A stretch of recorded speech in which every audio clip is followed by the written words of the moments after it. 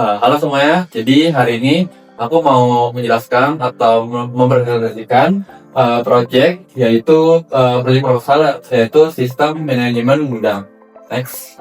Jadi di sini aku membuat tidak sendirian. Aku bersama dengan Fijar, Elasya, Arya Mayasa, dan Muhammad Dwi Putra, dan dengan aku sendiri Panji Kurnia Akbar. Next. Dan untuk soal pertama di sini jelaskan perbedaan metode waterfall, sistem prototyping, dan agile development dari sisi tahapan, kapan dipakai, dan fleksibilitasnya. Next. Oke, di sini yang pertama ada waterfall. Waterfall yang pertama adalah metode pengembangan perangkat lunak linear dan berurutan. Jadi tahapan itu ada analisis, desain, implementasi, pengujian, dan pemeliharaan. Dan yang kedua yaitu cocok untuk proyek dengan kebutuhan yang jelas, stabil, dan jarak berubah untuk metode waterfall ini. Dan yang terakhir adalah kurang fleksibel bila kebutuhan berubah saat pengembangan berjalan di metode waterfall ini. Di sini kita lihat kalau kita lihat di gambarnya adalah requirements, design, implementation, verification, maintenance, jadi dia berurutan. Next. Dan kedua, di sini ada sistem prototyping.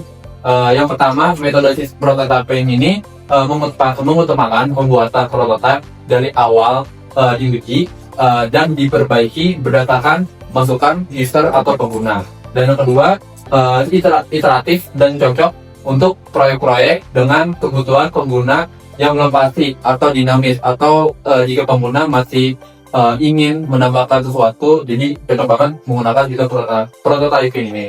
Dan yang terakhir, mengurangi risiko salah pengertian kebutuhan lewat validasi langsung. Jadi kalau kita lihat di gambar sendiri, di sini itu dia muter. Itu pertama ada communication, quick plan, modeling, quick design, construction of prototype, dan development, delivery, and feedback. Next. Dan di sini ada metode agile development. Yang pertama, pendekatan iteratif dan incremental dengan kolaborasi intens antar tim dan penggunanya. Dan yang kedua, adaptasi yang sangat cepat terhadap sebuah perubahan sesuai kebutuhannya. Dan yang terakhir, metode ini sangat fleksibel banget dan cocok untuk proyek dengan kebutuhan yang sangat dinamis. Jadi kalau kita lihat dari gambarnya, di sini yang pertama ada requirements, designs, ada development, testing, deployment, dan review untuk metode agile ini. Next. Dan di sini ada sebuah perbandingan antara metode-metode yang sudah aku jelaskan tadi. Dari sisi tahapan di sini ada waterfall terlebih dahulu. Jadi waterfall ini memiliki tahapan yang berurutan revisi minimal dan revisi minimal setelah selesai. Dan untuk prototyping, jadi dia itu iterasi yang berulang atau looping dengan prototipe yang disesuaikan atau dimodifikasi. Dan di sini ada agile, jadi iterasi yang sangat singkat dan berulang dengan adaptasi yang konstan. Dan dari sisi kapan dipakainya dari setiap metode di sini, yang pertama ada waterfall. Jadi waterfall ini proyek dengan kebutuhan yang sangat jelas dan perubahannya tuh minimal. Jadi selanjutnya ada prototyping. Jadi proyek dengan kebutuhan yang belum pasti atau harus kalau pengguna mau modifikasi itu jadi dia itu harus membutuhkan sebuah validasi dulu sebelum dibuat. Dan ini ada agile, jadi proyek dengan kebutuhan yang sangat dinamis dan sering berubah. Dan untuk fleksibilitasnya, jadi kalau waterfall itu di rendah dan prototyping itu di medium atau sedang, dan agile itu sangat tinggi. Next. Dan untuk soal yang kedua, jadi sesuai dengan studi kasus yang diikuti, metode yang digunakan apa? Waterfall, prototyping, atau agile, dan sebagainya. Dan jelaskan kenapa ketimbangannya tuh, kenapa ini prototype dari semua prototype ini dipilih. Next. Jadi proyek kami itu memilih sistem prototyping untuk metodenya. Jadi metode yang digunakan adalah sistem manajemen produk adalah sistem prototyping. Dan untuk prototyping sendiri itu adalah proses pengembangan perangkat lunak yang dimana prototipe awal dibuat, diuji, dan terus diperbaiki berdasarkan masukan penggunanya. Jadi ketika pengguna ingin merevisi itu sudah banget menggunakan sistem ini, metode ini. Dan yang terakhir, pendekatan ini iteratif dan memungkinkan fleksibilitas tinggi dalam menangani perubahan sesuai kebutuhannya. Jadi di sini kita bisa lihat di sini ada mendengarkan pelanggan, memperbaiki prototipe, pelanggan menguji coba prototipe. Jadi itu adalah dari gambar sistem prototipe. Next. Oke, kenapa kami memilih metode prototyping?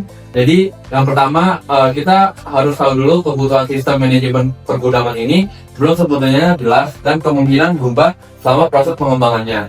Terus yang kedua, prototyping memungkinkan validasi kebutuhan langsung dari pengguna seperti admin, staff, dan manajer gudang. Dan yang terakhir, ada feedback. Pengguna dapat diintegrasikan lebih cepat dalam pengembangan sehingga produk akhir sesuai dengan kebutuhan yang nyata. Dan yang terakhir, metode ini mengurangi risiko kesalahan, pemahaman terhadap kebutuhan-kebutuhan yang dapat berujung pada ketidaksesuaian sistem atau fatal gitu. Jadi di sini juga ada prototipe yang sudah kami buat. Ini adalah tampilan login. Di sini ada admin, ada staff, ada manajer dan produksi. Jadi mereka bisa login sesuai dengan role-role tersendiri. Next. Jadi keunggulan dari metode prototipe ini dalam proyek kami atau studi kasus kami yaitu memberikan fleksibilitas terhadap perubahan, kebutuhan dan deskripsi sistemnya. Dan yang kedua, mendukung komunikasi dan kolaborasi aktif antara pengembang dan penggunanya itu tersendiri. Dan yang ketiga, memfasilitasi deteksi masalah sejak awal atau sejak kini sebelum pembangunan sistem yang sudah fix atau final. Dan yang terakhir, membantu pemangku kepentingan lebih memahami sistem melalui visualisasi langsung. Jadi sini ada visual juga, visual dari web yang telah kami buat. Ini adalah tampilan dashboardnya. Next.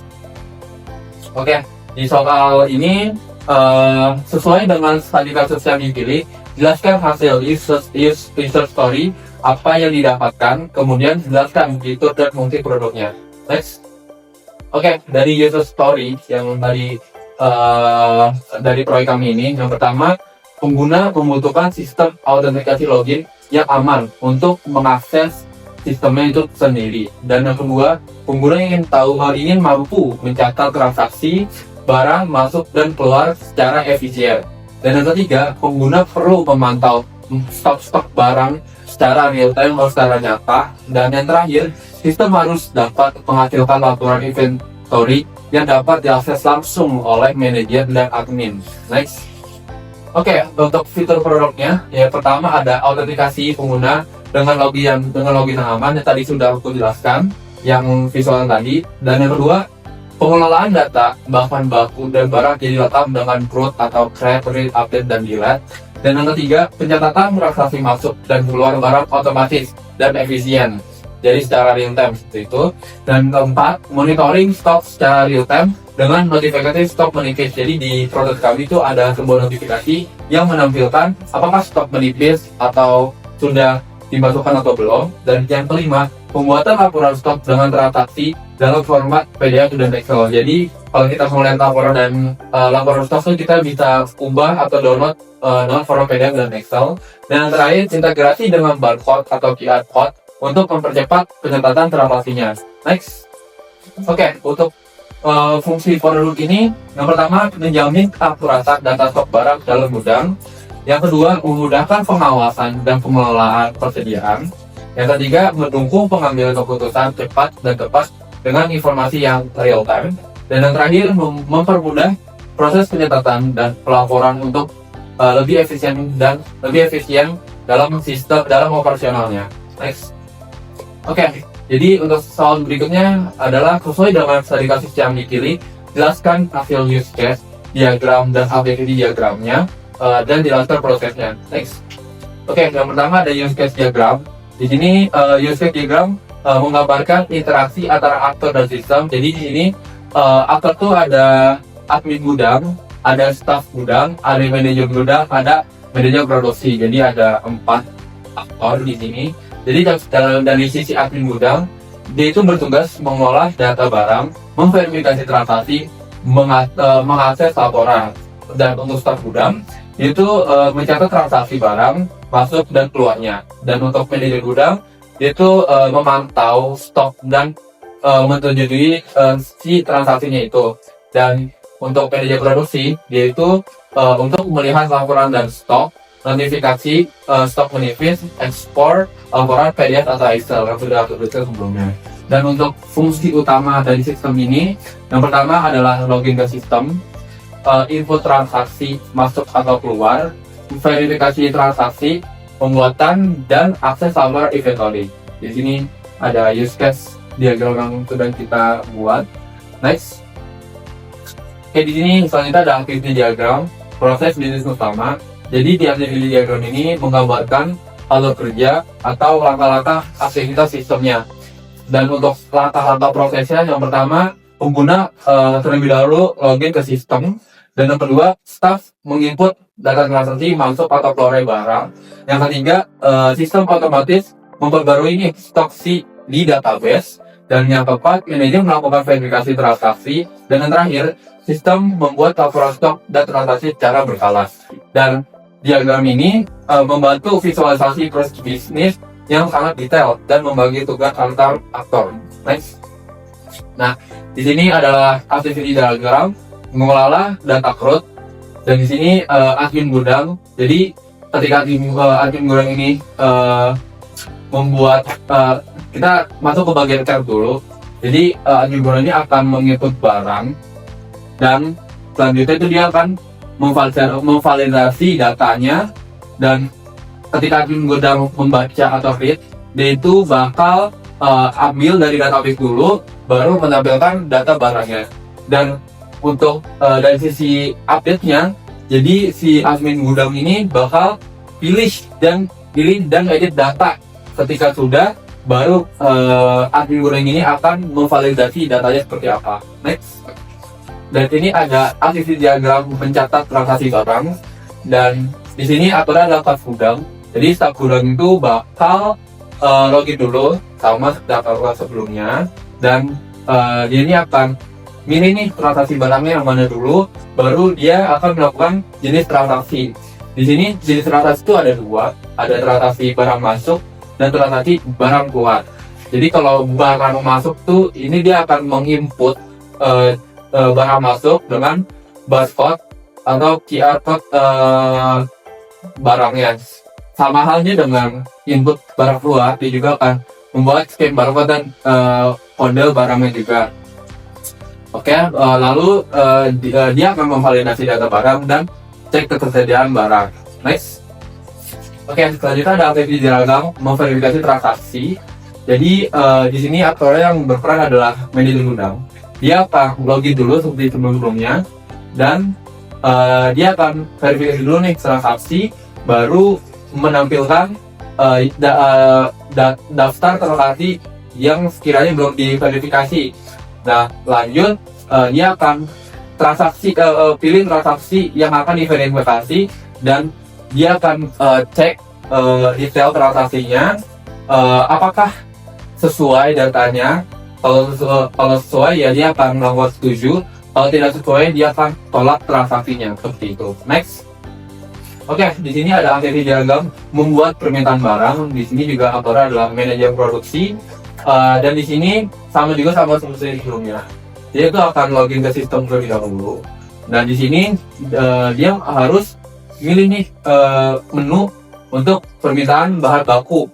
Lalu dia akan menampilkan daftar bahan baku yang tersedia atau available.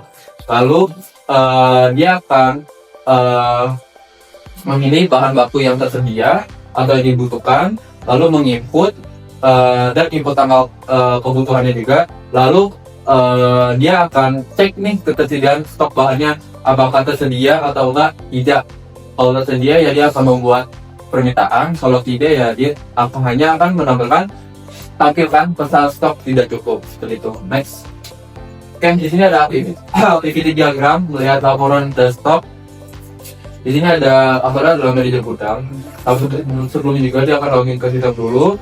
Dia akan pilih menu laporan dan stok, lalu akan menampilkan dashboard, dan dia akan milih jenis informasi yang lebih dahulu. Dan di sini dia akan mengecek laporan inventory, notifikasi stok menipis, stok secara real time, dan memilih periode laporan. Dan di sini dia juga bisa generate laporan inventory, menampilkan data stok barang, tampilkan daftar barang stok rendah. Itu kalau aktor manajer udah. Next. Nah, dari sekian banyak aktivitas diagram, di sini ada penjelasan prosesnya. Yang pertama, proses login memastikan keamanan akses ke sistemnya. Yang kedua, input transaksi oleh staf penting untuk mencatat pergerakan barang secara akurat. Dan yang ketiga, update stok otomatis untuk memastikan data selalu terbarui dan secara real time. Yang keempat, melakukan verifikasi oleh manajer untuk menghindari kesalahan dan penyalahan gunaan. Yang terakhir, laporan membantu manajemen mengambil keputusan yang tepat berdasarkan datanya. Next. Oke, mungkin sekian dari presentasi saya. Kurang lebihnya mohon maaf. Sekian dari saya, terima kasih.